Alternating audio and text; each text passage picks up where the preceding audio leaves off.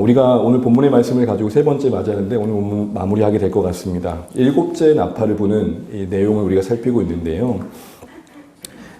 초점은 그렇습니다. 일곱째 나팔을 불 때에 일곱 인과 앞으로 살펴볼 일곱 대접 시리즈에는 없는 내용들이 있다는 것이죠. 성경에서 같은 이야기가 반복되고 심화되는 과정 속에 강조를 하고 있는 것은 메시지가 됩니다. 그래서 여러분 우리가 2주 전에 이 칠곱 나팔의 처음 강조점을 살펴봤습니다. 이게 뭐였습니까? 의외의 정괴, 또 다른 말로 반전이 있더라는 것이죠. 다른 데는 없던 화로다. 이제 셋째 화로다 하면서 일곱째 나팔을 불 때에는 어느 정도 무시무시한 간격을 예측했는데 뜻밖의 하나님 나라의 승리의 선포와 찬양이 들린 겁니다. 놀라운 반전이죠. 현실적으로 우리의 이해하기에서는 난 이제 엄마 아빠한테 죽었다 하고 문을 살짝 열었는데 엄마 아빠가 케이크에다가 촛불을 꽂아놓고 오늘 고생했어 아들 딸 그러면 이런 일이 하늘에 없겠지만 정말 놀라운 반전이겠죠. 바로 그런 기분 말입니다. 우리는 현실 속에서 여러 고통을 만나지만 죽음만한 게 있겠습니까? 물론 고통을 잊기 죽음을 선택하는 안타까운 일들도 있지만 사실 죽음은 근본적으로 두려움을 줍니다. 그런데 너머의 놀라운 반전을 성도들에게 약속하고 계시고 당시의 핍박 가운데 모든 것이 끝난 듯한 죽음을 피할 수 없었던 성도들에게는 더욱더 그런 의미에서 그 죽음 너머와 심판 너머를 바라보도록 도우셨던 것이죠. 두 번째, 지난주에 봤던 반전은 뭐였습니까? 하나님 나라의 그 완성을 선포하는데 그 나라를 천국이라 하지 않고 그리스도의 나라로 표현했다는 것입니다. 다른 데는 없는 이 그리스도의 나라라는 표현이 의미하는 게 뭘까요? 오늘 그 내용을 지난주에 우리가 살펴봤었죠. 우리 계시록 11장 15절 다시 한번 읽어보면서 지난주를 잠깐 정리하고 오늘 또한 교훈들을 생각해 보겠습니다. 우리 계시록 11장 15절입니다. 우리 함께 읽습니다. 불교에 하늘에 큰 음성이 나서 이르되 세상 나라가 우리 주와 그리스도의 나라가 되어 그가 세세토록 왕노릇 하시리로다 하니. 아멘. 우리 이 말씀을 보면서 지난주에 살펴봤던 그리스도의 나라의 의미가 무엇입니까? 천국은 곧 그리스도라는 곳입니다. 천국의 가장 중요한 핵심은 그리스도께서 그곳에 충만히 임재하신다는 것이죠. 천국은 예수님의 영광이 가장 충만한 곳이며 그러기에 천국에서 누리는 복의 핵심은 예수님과 함께 거하는 그 자체입니다.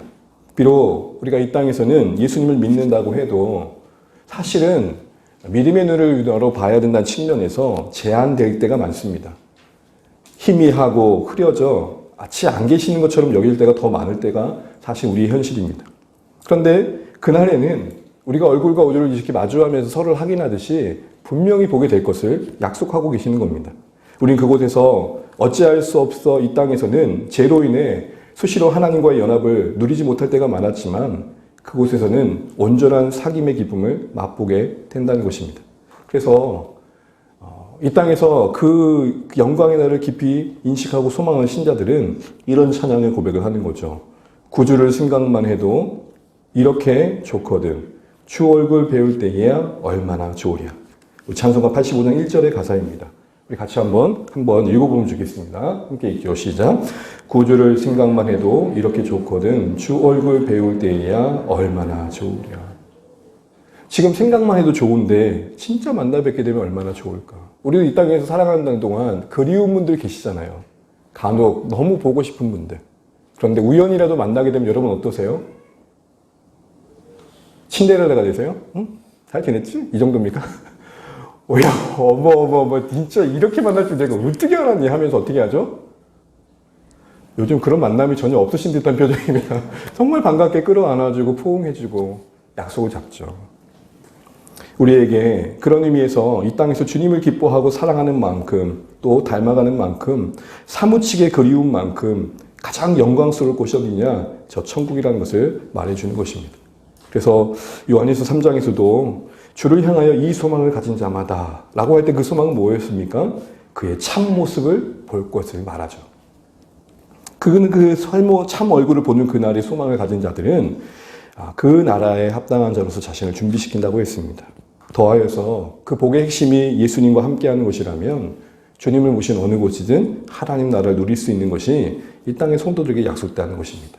오늘은 두 번째로 왜 그리스도의 나라라고 했을 때 가장 중요한 의미는 천국은 오직 그리스도로 말미암아 그리스도께서 이끄셔서 갈 수 있는 곳이기 때문입니다. 우리 예전에 주일학교 때 많이 불렀던 찬양이죠. 돈으로도 못 가요. 이쯤 되면은 떼창이라도 해주셔야 돼요. 하나님 나라 그러잖아요. 우리에게 깊이 박혀있는 그 찬양의 노력 속에 아주 중요한 복음의 핵심이 있는 거죠. 다른 그 무엇도 아니라 예수님 때문에 갈 수 있는 것. 앞서 살펴보는 것처럼 천국은 예수님의 영광의 강체가 충만한 곳입니다. 지존하신 하나님의 임재가 곳곳에 임한 곳입니다. 그러기에 천국은 더럽혀진 그 존재가 감히 갈 수 없는 곳입니다. 더럽힐 그 무엇도 존재할 수 없는 곳입니다. 가는 곳마다 그 더럽혀진 것들은 소멸될 수밖에 없는 것이죠. 그래서 여러분 계시록 21장 27절에 우리가 21장 가서 천국이 어떠한 곳인지 좀 더 구체적으로 볼 텐데 이렇게 말합니다. 우리 함께 설교 노트는 화면을 보고 함께 읽겠습니다. 계시록 21장 27절 시작. 무엇이든지 결코 그리로 들어오지 못하되 결코 입장할 수 없는 악한 것들이 있음을 말합니다.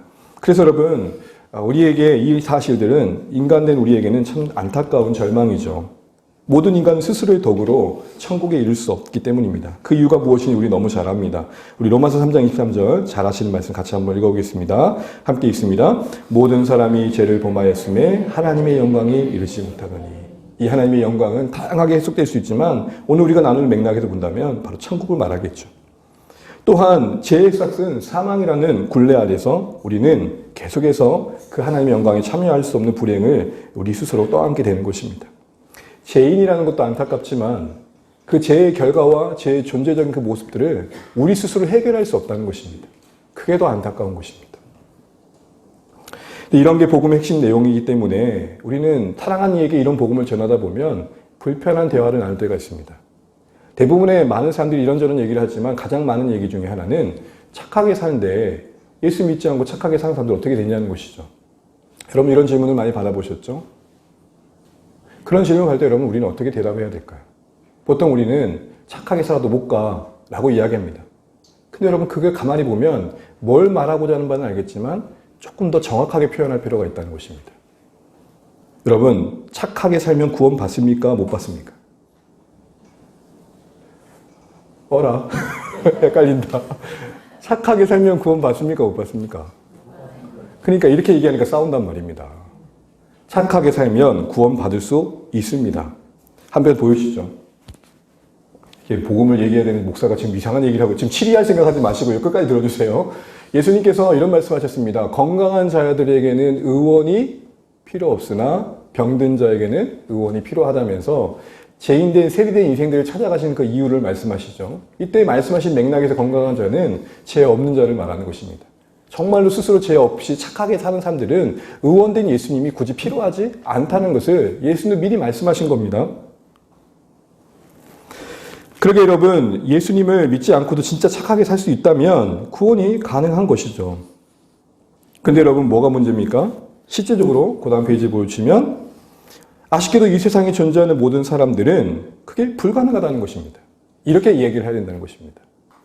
예수님을 믿지 않아도 착하게만 살 수 있다면 구원받을 수 있어. 근데 그러나 하나님의 의의 기준에서 아무도 그 착함을 이룰 수 없다는 게 문제야. 이게 사실은 복음을 조금 더 맥락 있게 나누는 거라는 거죠. 근데 여러분 우리가 착하게 삶에도 불구하고 예수 안 믿으면 구원 못 받는다 그러니까 불신자들은 이렇게 받아들인대요. 예를 드는 겁니다. 마치 입사시험을 봤는데 어떤 사람은 0점을 맞았어요. 근데 그 입사시험 본 회사에 임원진을 안다고 덜컥 합격된 거예요. 그런데 떨어진 사람은 입사시험을 100점을 맞았는데 떨어진 거예요. 왜요? 아는 사람이 없다고. 그렇게 여긴단 말입니다. 그러니 우리는 본질적으로 하나님께서 열으신 은혜의 길에 이룰 수밖에 우리의 현실을 부드럽게 나눌 필요가 있는 것이죠. 그래서 성경은 이렇게 말하지 않습니까? 함께 그 다음 페이지 보시면 읽겠습니다. 로마서 3장 10절입니다. 시작. 기록된 바 의인은 없나니 하나도 없으며. 로마서 3장 20절도 같이 읽죠. 율법의 행위로 그의 앞에 의롭다 하심을 얻을 육체가 없느니라. 그렇습니다. 우리가 아는 것처럼 인간은 그 스스로 의를 이룬다 해도 자기 입장은 착하다 해도 상대적으로 하나님의 수준에 이룰 수 없다는 것 때문에 우리는 우리의 행위로, 우리의 착함으로 천국에 갈 수 없다는 것이죠. 그래서 예수님을 믿어야 된다는 게 복음의 논리인 것입니다. 에드워드 도넬이라는 사람이 천국과 지옥이라는 책에서 이런 얘기를 합니다. 우리 같이 한번 화면이나 노트를 보고 읽어볼게요. 시작. 만일 자신의 노력으로 가능하다고 생각하는 사람들이 천국의 영광을 한번 희끗 볼 수 있다면 그것만으로도 우리가 즉시 천국에 가기에 그곳에 존재하기에 우리가 무가치 무능력하다는 것을 깨닫게 될 것이다. 무슨 말입니까? 이 땅의 사람들이 왜 착하면 구원받지 못하냐고 말하는 이유는 진짜 영광의 빛 앞에 서본 적이 없는 것이죠. 그래도 나는 누구보다 나라는 상대적인 의의가 가득 채워져 있는 것뿐 정말 그 이상의 존재를 만나게 되면 부끄러울 수밖에 없는 것이죠. 우리 살다 보면 그런 경험을 하잖아요. 나는 부끄럽시 없다고 살았다고 하는데 어느 사람을 만나게 되면 진짜 도의 수준에 있는 사람을 만나게 되면 야, 내가 참 많이 부끄럽다. 이런 얘기를 하는 것처럼 말입니다. 하물며 영광의 하나님 앞에 섰을 때, 거룩의 하나님 앞에 섰을 때, 우리 마음에 속속히 들여다보시는 하나님 앞에 섰을 때에, 우리 마음에 품은 미움까지도 헤아리시는 하나님 앞에 섰을 때에 온전하다 할 수 있는 자가 누가 있겠냐는 것이죠. 그런 의미에서 여러분, 우리에게 긍휼의 하나님께서 예수님 안에서 예수님이 이루신 그 십자가와 부활과 승천 안에서 이루신 그 구원의 길은 너무나 놀라운 감사인 것입니다. 요한복음 14장 6절에 그래서 예수님께서도 이렇게 말씀하시며 자신을 증언하십니다. 우리 요한복음 14장 6절 같이 한번 읽어보겠습니다. 예수께서 가라사대 시작. 예수께서 가라사대 내가 곧 길이요 진리요 생명이니 나로 말미암지 않고는 아버지께로 올 자가 없느니라. 아멘. 이 말이 세상 가운데는 참 독단적으로 배타적으로 들릴 수 있습니다. 그러나 정말로 우리가 알고 있는 복음의 핵심은 뭡니까? 하나님께서 예수님 안에서 주신 그 은혜의 길 외에는 하나님께로 갈 길이 없다라는 것입니다. 많은 내용을 할 수 있겠지만 이미 예수를 믿는 우리 안에서 이 사실은 그럼 어떻게 적용돼야 될까를 오늘 생각해 보면 좋겠습니다. 여러분 모두 예수님을 믿으셔서 하나님 자녀임을 고백하실 겁니다. 우리 신앙의 고백은 내가 예수님을 믿습니다 일 것입니다. 그럼 질문하겠습니다. 내가 예수님을 믿습니다 해서 내가 믿습니다와 예수님을 믿습니다로 나눠본다면 뭐가 더 중요할까요? 내가 믿습니다와 예수님을 믿습니다와, 더 다르게 말하면 내가 예수님을 믿습니다와 내가 예수님을 믿습니다와 뭐가 더 중요합니까? 바로 그것이 예수님을 믿는다고 고백하는 우리 가운데 다시 한번 점검되어야 할 내용입니다. 무슨 말이냐? 우리의 구원의 확신과 소망은 하나님께서 예수님 안에 행하신 그 사역에 기초해야 된다는 것입니다. 그래서 나의 확신보다 더 우선되고 중요하게 점검되어야 될 것은 나는 예수님 안에서 주어진 구원의 확실함을 소유하고 있냐가 중요합니다. 나의 확신보다 더 중요한 것은 확실하게 구원의 약속과 안에 머물고 있냐가 더 중요합니다. 구원받았다는 느낌, 구원받을 것 같다는 확신이 아니라 나는 정말 예수 안에 있느냐라는 사실을 확인하는 게 더 중요하다는 것이죠. 구원의 그 확실함이 우리의 신앙의 뿌리가 되어서 우리의 확신과 소망의 열매로 맺혀져야 한다. 이게 지금 제가 드리는 말씀의 논리인 것입니다. 물론 우리는 예수님 안에서 주어진 이 구원의 확신함을 소유하고 있음에도 불구하고 구원은 확실한데 확신은 확실하지 않을 수 있단 말입니다. 믿는 신자들도 구원의 확실한 만이 있음에도 불구하고 구원에 대한 확신이 흔들릴 때가 있다는 것입니다. 세례 요한도 고난 속에 이런 말을 합니다. 내가 다른 메시아를 기다려야 되겠습니까? 세례 요한마저 그런 말을 합니다. 우리는 연약한 본성의 실패와 넘어짐으로 인해서 우리가 분명히 예수 그리스도의 그 확실한 구원 안에 있음에도 불구하고 내 확신이 흔들려 그 확실함마저 누리지 못할 때가 많더라는 것입니다. 아침부터 너무 발음을 세게 했더니 힘듭니다. 확실함 안에 있는데 확신이 흔들릴 수 있는 우리라는 것을 우리는 많이 경험합니다. 기분과 감정이 다운될 때 여러분 어떻습니까? 예수님이 나와 무관한 것처럼 여겨지고 마치 저 천국은 어둠 가운데 저 먼 끝에 있는 그 무엇처럼 느껴집니다. 수많은 양심의 정죄가 나를 괴롭히는 어느 한날은 부끄러워서 말도 못하는 그 어느 한날은 그 자책감에 무너져서 내가 하나님의 자녀를 만나라는 의심을 스스로에게 수없이 던집니다. 그걸 뭐라고 하는 줄 아십니까? 영적 자학과 자해라 그러는 것입니다. 내가 그리스도 안에 하나님 품 안에 있는 존재임이 분명히 약속 안에서 확인받고 있음에도 불구하고 내 느낌과 감정과 체감 속에 그것을 더 가볍게 여긴 거죠.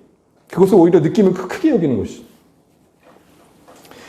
그래서 힘든 시련을 지날 때라든지 쾌락 앞에 무너질 때라든지 여러 경우 속에 우리는 이 확신이 흔들릴 때가 있습니다. 그러나 여러분, 구원의 확실함과 구원의 확신은 구별될 필요가 있음을 알아야 됩니다.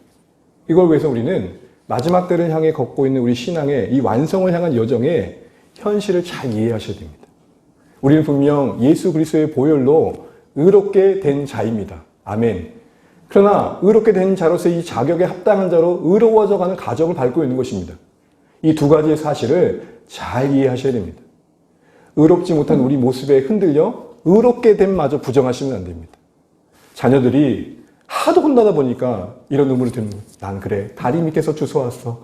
어느 누군가 친척이 그랬어. 나 임마 너 다리 밑에서 주워왔어. 임마 말 좀 잘 들어.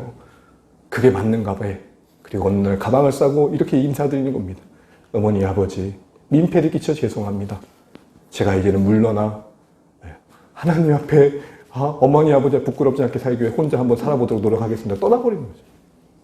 그게 말이 되냐는 것입니다. 깨끗하다 선언 받은 것과 깨끗해가는 여정 속에서 우리는 혼돈하시면 안 됩니다. 든든한 칭의의 은혜 위에서 성화의 은혜를 누려가셔야 됩니다. 여러분, 이거 기억하십시오. 이제 우리가 넘어져도 예수 안에서 넘어지는 것입니다. 다른 것입니다. 오늘 아침에 제가 차를 이제 빼다가 젊은 청소년을 좀 지난 청년들, 20대 못 미친 19세로 판단됩니다. 낄낄거리면서 담배를 피는데 금연구역이었어요. 그건 좋아요. 피는데 죄송해요. 흉내 좀 낼게요. 이렇게 피고 있는데 그리고 나서 이제 고초를 좀 잘 버리면 좋겠는데 가래와 함께 탁 거기 그 사람들이 지난 데다 버려놓은 거예요. 제가 순간 분노가 싹 일어나는 거예요. 문을 열고 나가고 싶었지만 쟤들이 내 번호를 보고 나중에 타이어 빵꾸 낼 것 같으니까 친구가 지나가니까 이건 안 되겠다. 지금은 주일 아침이다. 내가 예배에 집중해야지. 그 생각이 확 일어나는 거예요. 그 모습을 보면서 여러 생각들이 많이 지나가더라고요. 하나님 앞에서 우리의 모습들을 보게 됩니다. 사랑하는 주안의 가정 여러분, 그렇게 그런 날 있을 때 제가 부모였다면 어떻게 했을 겁니까? 당장 나가겠죠. 당장 나가겠죠. 근데 나의 새끼가 아니니까 일단 보류. 다음에 만나면 다시 얘기하자. 우리가 하나님의 은혜 안에 그리스도 안에서 살아가고 있다는 사실을 놓치지 않아야 됩니다. 그러므로 예수님을 믿습니다를 더 중요시 여기게 됩니다. 내가 예수님을 믿는 것보다 더 중요한 것은 내가 예수님 안에 있다는 사실들이 분명함이 더 중요한 것입니다. 예수님 믿습니다의 의미가 뭡니까? 우리 히브리서 9장 14절 한번 같이 한번 읽어보겠습니다. 히브리서 9장 14절입니다. 시작. 흠없는 자기를 하나님께 드린 그리스도의 피가 어찌 너희 양심을 죽은 행실에서 깨끗하게 하고 살아계신 하나님을 섬기게 하지 못하겠느냐. 아멘. 이 말씀의 근거에 본다면 예수님의 십자가의 죽으심을 통해 우리가 속죄함을 받았고 그 부활을 통해 그 속죄함이 충분함을 확증받았다는 것을 믿는 것입니다. 한마디로 예수님의 십자가와 부활로 충분한 구원임을 신뢰하는 게 예수님을 믿는다는 말입니다. 나의 어떤 부족함과 연약함도 해방할 수 없는 든든한 구원의 반석. 우리가 어여시 하나님 앞에 설 수 있는 이유는 그 든든한 반석 위에 있다는 사실 때문임을 아는 것입니다. 두 번째로 우리가 예수님을 믿습니다의 의미의 가장 중요한 그 의미는 히브리서 7장 24절 25절 말씀과 요한복음인데 제가 오타가 났습니다. 요한복음 10장 27절 29절 말씀을 확인하게 됩니다. 우리 두 말씀 이어서 같이 한번 쭉 읽어보겠습니다. 시작. 예수는 영원히 계심으로 그 제사장 직분도 갈리지 아니하느니라. 그러므로 자기를 힘입어 하나님께 나아간 자들을 온전히 구원할 수 있으니 이는 그가 항상 살아계셔서 그들을 위하여 간구하심이라. 요한복음 10장입니다. 내 양은 내 음성을 들으며 나는 그들을 알며 그들은 나를 따르느니라. 내가 그들에게 영생을 주노니 영원히 멸망하지 아니할 것이요 또 그들을 내 속에서 빼앗을 자가 없느니라. 그들을 주신 내 아버지는 만물보다 크심에 아무도 아버지 손에서 빼앗을 수 없느니라. 두 가지 대표적인 말씀을 보면서 우리가 예수님을 믿는다는 의미가 뭘까요? 여러분, 이제는 예수님이 승천하신 뒤에, 부활 승천하신 데에 어떻게 존재하신다고 우리가 신앙 고백을 합니까? 사도신경을 통해서 하나님 우편에 앉아 계신다고 하죠. 이때 우편에 앉으셔서 예수님 뭐 하실까요? 오늘 말씀을 보게 되면은 우리를 위해 기도해 주신대요. 그 기도가 영원하대요. 이걸 뭐라 그러냐? 제사장으로서의 중보사역을 말씀하시는 겁니다. 그래서 여러분 하나님 우편에서 우리를 중보하십니다. 하나님과의 우리의 관계가 화해케 되도록 화목케 되도록 우리가 예수님으로 말미암아 든든히 서도록 늘 중보해 주시고 그 하늘에서 우리를 온전케 빚어가십니다. 성령 안에서 말이죠. 또한 끝까지 우리의 신앙의 신분을 책임져 주심을 말하고 재림으로 온전케 하실 것을 말씀하시고 계십니다. 오늘 말씀을 보시죠. 특별히 요한복음 10장에 보게 되면은 그 만유보다 크신 손에서 신자들의 운명을 빼앗을 자가 없다 말합니다. 여러분 제가 종종 말씀드렸던 악수회화를 기억하십니까? 로만 시우크라는 말을 들어보셨습니까? 보통 우리가 악수를 하면은 이렇게 악수를 합니다. 그렇죠? 반갑습니다. 악수하고 손을 뜹니다. 또 보통 영화나 이런 거 보면 로마 사람들이 이렇게 악수하는 거 보셨을 겁니다. 이렇게 악수하는 거 보셨죠? 팔뚝을 잡는 악수. 하나님과 우리의 관계가 그렇다는 것입니다. 우리는 악한 자에 매여 우리 스스로도 끊을 수 없는 운명이었습니다. 하나님이 예수 안에 이 결박을 끊으시고 하나님과 새로운 관계를 예수 안에 만드셨죠. 또 우리는 때로는 연약해서 든든한 하나님의 손이 붙들어 가고 있는 천국의 여정 속에서도 내가 붙드냐 붙들지 않느냐에 의해서 왔다 갔다 하는 거죠. 이렇게 되면 얼마나 좋아요. 날마다 주와 동행하며. 그러나 때로는 우리는 놓은 듯한 현실을 경험할 때가 있죠. 그러나 이거 하나 분명히 아십시오. 오늘 말씀처럼 만유보다 크신 아버지의 손이 연약한데 우리 인생을 붙들어 가게 되는 곳이 천국이라는 것입니다. 이것에서 끊을 악한 자와 그 무엇도 없다라는 것입니다. 이 든든한 손이 우리의 운명을 책임져 주신다는 것입니다. 우리가 연약하여 놓은 그 순간에도 말입니다. 그래서 여러분 이 모든 예수님의 하시는 사역의 기초에서 우리 구원의 현실을 끌어안고 이해하며 바르게 나아갈 수 있는 믿음의 선언이 필요한 것입니다. 특별히 오늘 당시 교회에게도 하나님은 요한을 통해서 그런 신실하신 구원을 주신 뿐만 아니라 그 구원을 주심에 있어서 그것을 지키시고 책임져 주심에 신실하신 하나님이심을 오늘 말씀 안에 곳곳에 담아내고 있는 것을 우리가 보게 됩니다. 먼저 그 신실하심을 재림의 약속을 지키신 것을 드러내십니다. 우리 계시록 4장 8절과 11장 17절 연속해서 한번 읽어보겠습니다. 시작. 거룩하다 거룩하다 거룩하다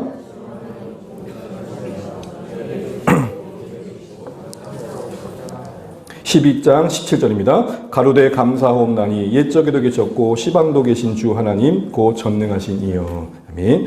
시방이란 말 아시죠? 시방 사투리 같은데 현재 지금이란 말이죠. 여러분 이미 4장에서 하나님에서 이렇게 고백했습니다. 전에도 계셨고 이제도 계신 뭐라고 그러죠? 장차 미래에 머문 그분이 아니라 역동적으로 오늘의 현실 속에 그 나라를 가져다 주신 분을 보고 있습니다. 근데 여러분 오늘 하나님 나라가 완성된 그 시점에 뭐라고 표현되어 있습니까? 계셨고 시방도 뭐예요? 계신 주에 뭐가 없어졌죠? 뭐가 없어졌어요? 오실 게 없어졌어요. 왜요? 이미 오셔버렸으니까. 일곱 나팔을 불기 전에는 오실 분으로 바라봐야 했던 그분이 이제 승리의 날 오신 분으로서 지금 소개되고 있는 것입니다. 이런 모든 장치들이 당시 성도들에게 무엇을 심어줬겠습니까? 아, 주님은 오신다면 오시는구나. 혹시 투머러라는 영화를 오래된 영화를 혹시 보신 적이 있으십니까? 기후의 재앙으로 인해서 온 세상이 빙하기가 돼버리죠. 그때 제가 이삭께 그게 남았던 거 뭐냐면 아버지가 아들에게 내가 다시 돌아올 거야 약속을 지키는 장면입니다. 여러분 하나님께서 우리에게 약속하신 그 약속들을 공수표처럼 남발하시는 게 아니라 반드시 지키신다. 또 하나의 장치는 뭐냐면 19절에 언약궤를 보여주셨다는 것입니다. 우리 11장 19절 한번 읽어보겠습니다. 시작. 이에 하늘에 있는 하나님의 성전이 열리니 성전 안에 하나님의 언약궤가 보이며. 아멘. 여러분 다른 곳에 없이 이 본문 안에서만 하나님께서 그 언약궤를 하늘문을 여시고 보여주십니다. 왜 이걸 굳이 보여주셨을까요? 어찌 보면 맥락을 보면 굳이 언급하지 않아도 되는 내용이거든요. 당시 유대인들에게 하나님의 언약궤가 보여진다는 의미는 어떻게 받아들여지는지를 우리는 우리 성경에는 없지만 천주교에서 성경을 사용하는 공동 번역 안에 포함된 외경에 마카오베오 하서 2장 7절 8절을 보면 그런 내용이 나옵니다. 유대인들에게는 성전이 파괴되어서 언약궤를 소실했던 경험이 있습니다. 어디로 갔는지 못 찾고 있는 거죠. 근데 그 숨겨져 있던 언약궤가 하나님의 백성들이 회복되는, 완성되는 그날에 보여주시겠다는 약속이 마카베오 2장에 나와 있거든요. 이 말씀의 근거에 본다면 오늘 이 언약궤가 떡하니 비춰진 것은 바로 그날이 되었음을 보여주신 거죠. 이 모든 장치들이 뭘 보여주는 겁니까? 결국 하나님은 약속대로 반드시 그 백성들을 회복시켜 준다는 겁니다. 사랑하는 여러분, 요한계시록 안에 이 본문 안에만 아닙니다. 여러분 하루하루를 돌아보십시오. 우연과 같은 일들과 반복된 일상 속에 다 있는 하나님의 신실한 손길이 보여주셨으면 좋겠습니다. 하나님의 그 신실하심이 우리 인생을 둘러싸고 있다는 것들을 놓치지 않으셨으면 좋겠습니다. 여러분, 해가 반복해서 뜨는 것을 보면서 그 신실하심을 느끼십니까? 여러분, 어쩌다가 해는 그 시간에 그때 뜨는 것입니까? 아닐 것입니다. 이처럼 언약 안에 언약궤를 비춰주시고 오실 거라고 고백된 분이 이미 오셨다는 사실들을 다시 한번 약속했던 것을 이루신 것을 보여주심으로써 하나님 그 당시의 성도들을 지금 붙잡고 계시는 겁니다. 예수님 안에서 하나님 계획하신 구원의 사역이 우리의 구원의 든든한 기초가 된다는 것을 다시 한번 이 말씀을 통해 확인하시면서 하나님 나라가 그리스도의 나라로서 소개된 이 사실 안에 약속하신 그 은혜들을 우리가 누리면 좋겠습니다. 마지막으로 오늘 이 일곱째 나팔에서 나타나고 있는 것 중에 하나, 다른 곳에 찾아볼 수 있는 것 중에 하나는 뭐냐면 성도들에게 상을 주신 하나님으로 자신을 나타내 주셨다는 것입니다. 우리 계시록 11장 18절 같이 한번 읽고 말씀 맺어가 보겠습니다. 함께 있습니다. 주의 진노가 내려 죽은 자를 심판하시며 종 통지자들과 성도들과 또 작은 자든지 큰 자든지 주의 이름을 경외하는 자들에게 상 주시며 또 땅을 망하게 한 자들을 멸망시킬 때로소이다 하더라. 아멘. 오늘 보시면 악한 자에 대해서 분명히 심판하신다고 합니다. 그 영광의 왕으로서의 통치행위가 심판으로 선언됩니다. 그러나 또 오늘 지금 우리가 주목하고 싶은 것은 하나님께서 그 성도들에게 상을 주신다고 말하고 계십니다. 그날에 우리는 상 주시는 하나님을 만난다는 것이죠. 여러분, 한국교회가 참 많은 어려움을 겪어오는 것 중 하나가 이런 상급 신앙에 대한 이해가 아닐까 싶습니다. 그래서 여러분, 오늘 이 계기로 분명하게 조금 정리해보면 좋겠습니다. 먼저 여러분, 상급에 관한 오해와 문제점이 뭡니까? 가장 큰 문제점은 뭐냐면 상급 이야기를 하면 사람들이 이 땅에 있는 동안 우리도 욕망이 여전히 있다 보니까 그것이 신앙의 경쟁이 되더라는 것입니다. 하나님 앞에서 그 은혜의 관계 속에서 정말 사랑의 마음 담아 진실하게 섬기는 분도 계시겠지만 때로는 열심히 지나쳐서 상급받기 위한 열심이 그 신앙의 목적이 되다 보니까 내가 남들보다 더 큰 상을 받아야지 이렇게 되는 것입니다. 이 일에 큰 기여를 했던 분들이 한때 많이 활동하셨던 부흥사분들의 메시지가 아닌가 싶습니다. 주님을 열심히 섬기십시오. 그래야 하늘에서 더 큰 평수의 아파트를 받습니다. 그런데 등장한 예화가 그거 아닙니까? 어떤 분이 꿈을 꿨답니다. 항상 그분들이 꿈을 꿉니다. 꿈꿔서 일어나 봤더니 천국에서 베드로가 자기를 안내해 주더랍니다. 그랬더니 궁금했대요. 목사님 어디 계신지. 그랬더니 목사님 어디 계세요? 안 보이는 거예요. 그랬더니 어디 갔대요? 배달 나갑시다. 그러는 거죠. 그랬더니 초신자 방금 왔던 분이 천국에 가봤더니 아이고야 개털묘자도 아니고 영광의 면류관을 쓰고 저기 고급 아파트에 살고 있다는 거 보여준다는 거예요. 꿈을 깼더니 어떤 다짐을 해요? 안 되겠다. 내가 더 열심히 헌신해야지. 이런 식으로 성도들의 공로의식을 부추겨서 신앙을 경쟁하는 게 문제였습니다. 그러다 보니까 회의적인 분들이 이런 말을 하는 거예요. 아니, 천국은 눈물도 슬픔도 고통도 없다면서요. 어떤 차별도 없다면서요. 그런데 그 온전한 행복이 머무는 천국에 차별의 고통이 있다? 그냥 헷갈리는데요. 이런 질문이 나온 겁니다. 그러니까 애초에 어떤 얘기는 오냐? 상급 없어! 이런 얘기가 나와버리고 만 것입니다. 마치 이와 같습니다.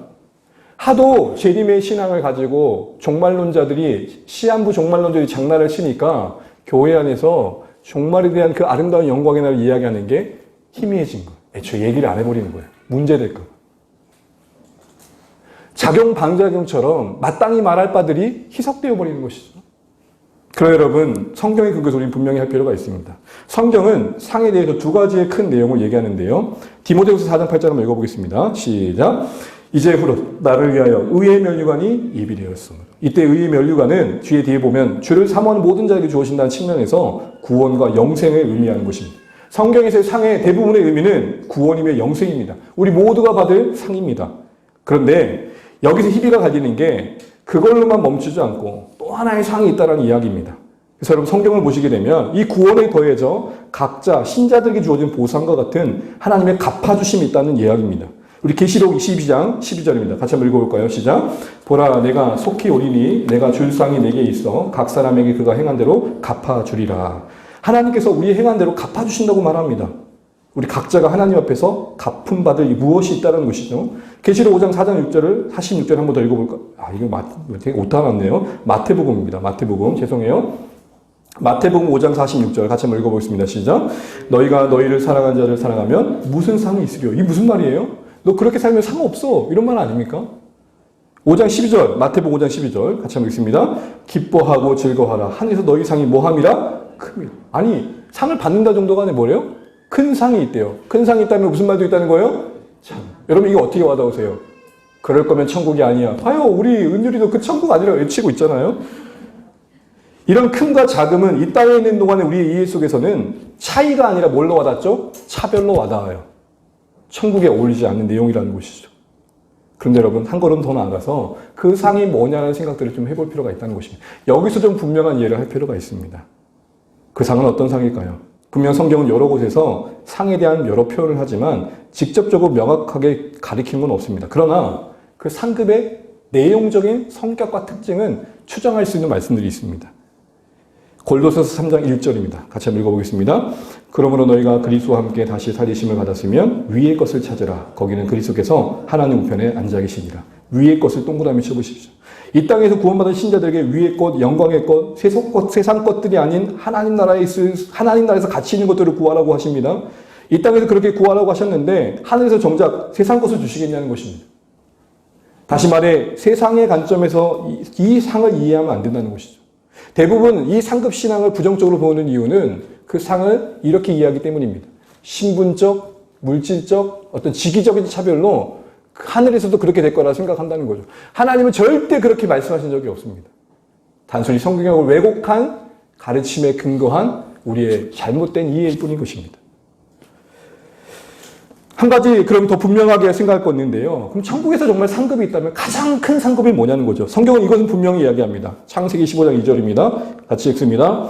아브라함아 두려워하지 말라. 나는 내 방패여 너의 지극히 큰 상급이니라. 앞에 마태복음 5장 12절에는 큰 상을 말합니다. 그런데 오늘 하나님은 아브라함에게 비교할 수 없는 지극히 큰 상급을 말합니다. 이 말이 뭔 말일까요? 천국에 가면 그 어떤 상이 혹시 있다 하더라도 하나님과 비교할 수 있는 건 없다. 이 말하는 겁니다. 그러니까 최고의 상은 누구라는 거예요? 하나님을 아는 것이며 하나님께 칭찬받는 것이며 하나님의 일에 참여하는 것이라고 지금 말하고 있는 것이죠.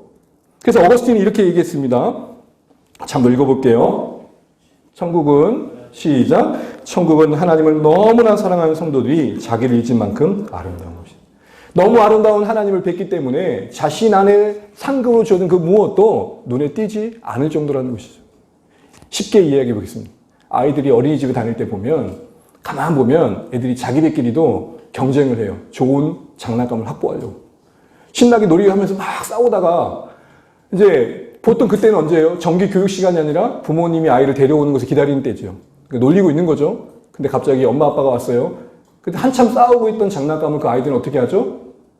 내려놓고 엄마! 하고 간단 말이에요. 하늘에 가서 성도들끼리 내 상이 크네, 이 상이 크네, 혹시 하더라도 영광의 하나님 앞에서 그렇게 반응할까요?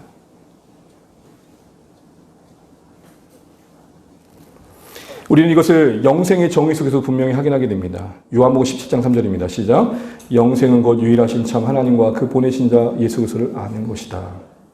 천국은 영생을 충만히 누리는 곳입니다. 그것이 상급입니다. 그러면 상급의 본질적 내용은 뭡니까? 하나님과 그리스도를 깊이 아는 것입니다. 이것이 이 땅에서는 전혀 상상할 수 없는 충만함으로 맛보아지는 겁니다. 그래서 개혁신학자로 유명한 두보댕 이야기를 들어보면 헤르만 바비크는 이런 얘기를 했습니다. 우리 함께 읽어보겠습니다. 시작. 천국에서 그리스도인들이 받은 복은 동일하지만 찬란함과 영광에 있어서는 차이가 있다. 이 말이 이해가 되십니까? 우린 천국에서 온전해지고 충만할 것입니다. 그 충만한 가운데서도 이 땅에서 하나님을 알고자 하고 하나님을 섬기려 했던 인생들은 앞서 말씀드렸던 것처럼 직접 그 하나님의 영광을 마주할 때 더 깊은 영광을 누리게 된다는 것입니다. 이것이 가능한 이유는 하나님은 무한하셔서 끝이 없으시기 때문입니다. 충만한 측면에서 우리는 차이를 느끼지 않을 것입니다. 그러나 각자는, 이게 내가 누구보다 낫다는 개념이 아니라 각자는 하나님을 의지했던 만큼, 사랑했던 만큼, 아는 만큼 깊은 예배가 가능하다는 것입니다. 오해 없이 들으십시오. 오늘 이 예배 시간에도 마찬가지입니다. 사랑하는 주안의 가족 여러분, 한 주간 부둥키고 끌어안고 주님을 만났던 인생들은 하나님 앞에 나오는 이 자리에 눈물을 흘리지 않을 수 없는 것이죠. 괴로웠던 그 삶의 무게를 하나님께 맡기며 주님을 그리워했던 사람들은 그래도 보장된 시간과 공간 안에서 하나님을 위하는 이 자리에 하나님을 말할 때 그냥 말할 수 없는 것이죠. 주님 보고 싶었어요. 제가 훈련소 때 오래된 일이 알지만 새파랗게 젊은 것들이 저를 굴렸어요. 자글로 이름도 안 불러요. 1번 올빼미 구릅니다. 그렇게 치어맞고 살다가 내 안에 뭐가 일어나는지 아세요? 저것들이.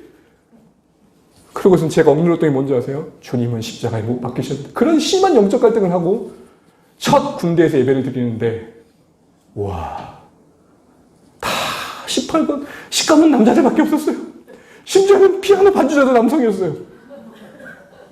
그런데 하나님이 그 밟혔던 순간순간 부렸던 그 주님이 내 앞에 계신다고 생각하니, 아니 내가 그 하나님 앞에 있다고 생각하니 주체할 수 없는 눈물이 쏟아지는 거죠. 절대 초코파이 때문에 흘린 눈물이 아닙니다.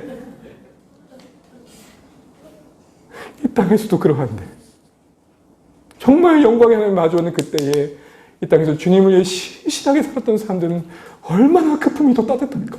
이건 차별이 아닙니다. 각자가 누리는 영광의 풍성함의 다름이며 이거를 하나님께서 상이라고 말씀하고 계십니다. 조나단 에드워즈 말은 그래서 이렇게 말합니다. 함께 더 읽어볼게요. 시작. 천국은 지속적으로 그리고 더 크게 하나님을 기뻐하는 곳이고 하나님의 영광을 끝없이 발견해 가는 곳이다. 성도들 각자는 충분한 상태에 머물러 있는 게 맞지만 그 위에 무한하신 하나님의 알아감과 그 영광의 누림은 각자 누림이 다를 수 있다는 게 이야기입니다. 그래서 칼빈도 이렇게 말합니다. 마지막 여기까지만 읽고 이야기를 마칠게요. 이렇게 제가 읽어보겠습니다. 성경을 자세히 연구해 보면 성경은 신자들에게 영생을 약속할 뿐만 아니라 각 사람에게 특별한 보상을 약속하고 있다. 그리스도께서는 이 세상에서 그의 몸의 영광을 각양각색의 선물로 나타내기 시작하시고 그 아랫부분을 같이 한번 읽어볼까요? 시작. 점점 그 영광을 더해 가시는 것 같이 하늘에서 그 영광을 완성하실 것이다. 하나님과의 사귀었던 기쁨이 희미하지만 그날엔 더 크게 와닿게 될 것이 상이랍니다. 이 땅에서 하나님 섬겼던 눈물이 그날에 주님 안에서 위로받고 그게 참 잘했다는 것을 확인받을 때 누리는 기쁨이 상이랍니다. 더하여서 우리는 천국에서 성도들이 상에 대한 태도를 보면서도 정말 우리가 많은 오해를 하고 있다는 것을 알게 됩니다. 일단 상을 받게 된다고 하는 사람들은 혹시라도 그것이 하나님과 연관된 상 외에 혹시 다른 모양의 상이 있다 하더라도 그 상에 대한 태도는 각자 다르다는 것이죠. 일단 받은 자는 어떻게 생각할까요? 그걸 공로로 여기지 않고 은혜로 여깁니다. 계시록 4장 10장을 볼까요? 같이 한번 읽어보겠습니다. 시작. 24장로들이 보좌에 앉으신 이 앞에 엎드려 세세토록 살아계신 이에게 경배하고 자기 간을 보좌 앞에 드리며. 우리의 생각과 너무 다르죠? 누가 개털모자와 면류관을 비교하며 떵떵거린다고 합니까? 하늘에서는 하나님이 쓰여진 그 면류관이 무엇인지 몰라도 정작 받은 사람은 어떻게 해요? 아, 오늘 머리가 좀 무겁다 얘들아. 아, 머리가 왜 이렇게 무겁지? 그렇지 않는단 말이에요. 그걸 주신 하나님께 뭐예요? 엎드려 다시 내려놓는다. 그걸 보는 사람들은 어떨까요? 보는 사람들은 천국에서 우리가 온전해진 자로서 이제는 하늘 가족의 온전함을 경험하는 그곳에선 시기와 질투가 없이 서로의 잘됨을 기꺼이 기뻐해 준다는 겁니다. 그래서 차별이 아닙니다. 쉽게 이해해 볼까요? 재밌는 농담을 좀 봤는데요. 한 초등학생이 속담풀이 문제에 이렇게 답을 했대요. 그거 한번 보여주세요. 이 내용은 그거예요. 속담 내용은 사촌이 땅을 샀다. 그럼 뭐예요, 그게? 배 아픈 거잖아요. 근데 그걸 적어야 되는데 뭐라고 적었는지 볼까요? 한 번 더 눌러주세요. 이 아이가 이렇게 적었대요. 축하해준다. 그래가지고 선생님이 웃으면서 100점 해줬대요. 틀렸지만 마음이 너무 곱잖아요. 이게 천국입니다. 제가 천국을 그리워하는 것 중에 하나는 뭔지 아세요? 저를 보면서 그래요. 정말 진심으로 축하해 드립니다. 그런데 내 마음의 끝자락에는 부러움과 왠지 모를 그 자존심이 스물스물 논단 말이죠. 어느 목회자가 어려운 일이 잘 됐다 그러면 너무 좋다 하면서도 하나님 저는 왜 이래요? 이런 말을 우리가 한단 말이죠. 천국에서는요.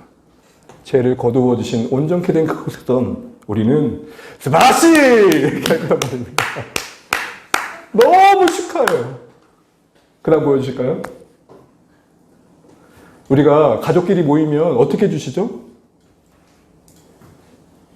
아니 그래도 적어도 이 땅에서 가족끼리 잘 되면 어떻게 해줘요? 축하해 주잖아요. 그 확장된 기쁨, 그 확장된 눈이 있는 은혜가 그곳이랍니다. 여러분 이렇게 보면 천국이 그 안에 약된 상이라는 게 우리가 생각하는 처럼 그렇게 불편한 것들인가 할 때 그렇지 않다는 겁니다. 정리를 해보죠.